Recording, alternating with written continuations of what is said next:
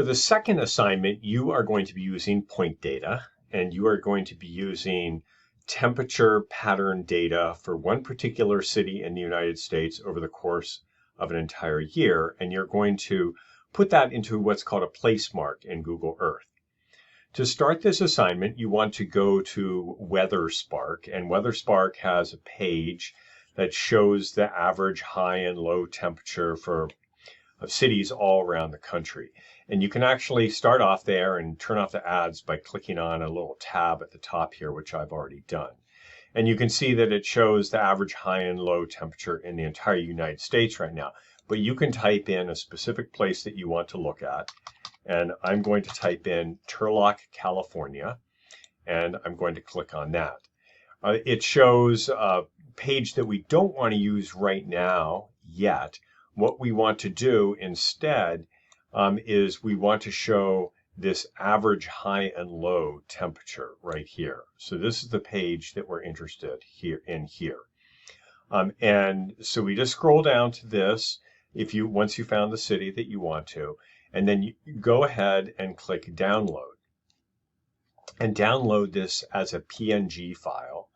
And I usually place that PNG file someplace convenient, like onto my desktop, and then I can go ahead and say close. Now, you'll need to talk about the temperature pattern that you're looking at here when you actually do the assignment. And so you might want to look at a couple of other cities in different parts of the country, some close to the ocean, some far away, some located in mountainous areas, some in forested areas, just to get a sense for how much these temperature patterns change over the course of the year. But we have done here mostly what we want to do.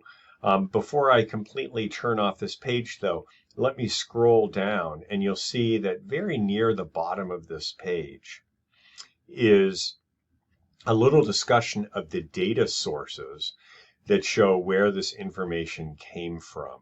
And in the case of Turlock, it's actually compiled from a bunch of different cities and then averaged. But if you look at these different cities and click into these, it will tell you a little bit about how the data were collected.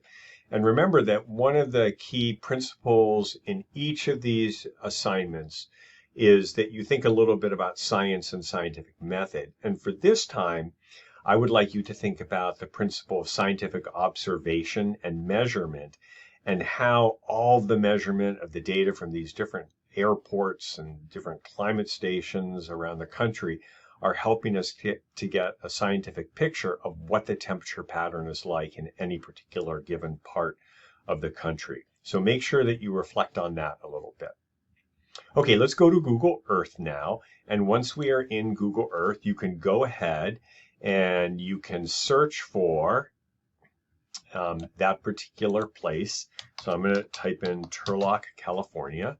And this is actually where my aunt and uncle live. That's why I'm doing it. And we're going to zoom down here to Turlock. And what you can do right away is you can place a place mark. And you might want to move it around a little bit to determine where the most central location for Turlock is. But I'm just going to drop it right near where the center of the city is. And I'm actually going to call it temperature pattern Turlock. And I'm going to say OK to this. But before I say OK to it, I might want to move it around. And you can do that while the property box is active. Once I say OK, this becomes locked. But don't worry, that's no problem. You can go over here and you can right-click on it and go down to Properties, and it will reopen. So now I've reopened it, and this is where I want to add in an image. And I'm going to click the button under Description in the Properties box that's called Add Local Image. And I'm going to click on that and go to the desktop, and then I'm going to scroll down through all the stuff that I've got here and find that average high and low temperature in Turlock right here and open that. And now it's placed that in here for me, and I can say OK. And if I've done this correctly, I can now click on the blue highlighted part of the place mark that's over in temporary places here, and it will spawn that diagram. And I can go ahead and close that now. This file then I want to save. So I want to make sure that it's highlighted. I also want to make sure that it's under temporary places. If for some reason you created under my places, I just drag it down to temporary places instead. It seems to work better. Actually, turn that little place mark off there. And now with this highlighted, I'm going to say File and then Save Place As. But before I do that, I might actually want to do a couple of other things here. And so I'm actually going to zoom in a little bit closer to Turlock. I might also want to pan things a little bit. And I believe, as I say in the instruction, there's not a lot to pan in Turlock, by the way. It's a pretty flat area. I might also want to change that from a little yellow place mark to something else. And I'm just going to turn it into a little blue pin instead. And say OK to that. And I'm also going to go to the view, and I'm going to snapshot the view that I have of it, which is that little bit of pan right there. So now I've done all those things. I will go ahead and save this after it's highlighted. And I'm going to File, Save the Place As, Temperature Pattern Turlock. This is great. And I want to make sure I'm saving it as a KMZ file. It has to have that Z at the end here for it to work properly. And then I'm going to save it. Now I can go ahead and delete this file. And I can zoom out and I can go someplace far away from Turlock. I'm out in the middle of the Pacific Ocean here. And I'm going to say File, Open. And I'm going to scroll down. I'm going to find that KMZ file. Temperature Pattern Turlock is what I called it. And I'm going to open that file.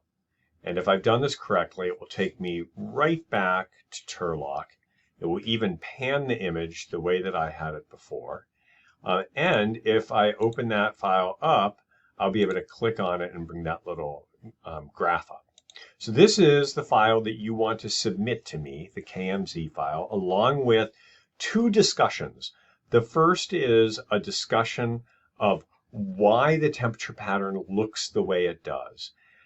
Is it influenced by continental things or maritime impacts? Is it impacted by altitude? Is it impacted by the fact that there are forests in the area or there's very little vegetation?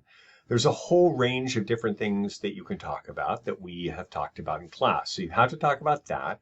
And then you also have to talk about this principle of observation and measurement and how we got these data in the first place and why that is important in the scientific method. As always, you are free to ask me any questions that you might have about this assignment. Good luck.